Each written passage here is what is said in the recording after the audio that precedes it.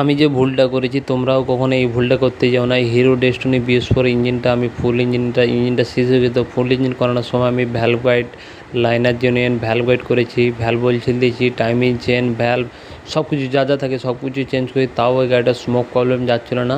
এক সপ্তাহের মধ্যে টোটালি মোবিল শুকে যাচ্ছিলো। তো কারণটা হচ্ছে এখানে যে ভ্যালভ অয়েলটা আছে, এই ভ্যালভ অয়েলটা ডিলাররা ভুল দিয়ে দিয়েছিলো। তো এখানে ভ্যালভে লাগাতেই দেখতে পাচ্ছে কেমন ইজিলি চলে যাচ্ছে।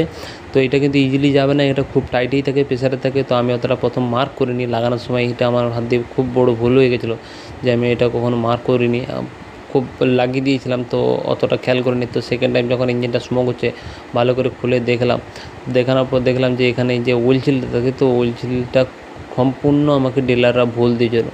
তো এই সিলটা ভুল দেওয়ার কারণে আমার কাছে এই গাড়িটা দ্বিতীয়বার ইঞ্জিনটা খুলতে হলো।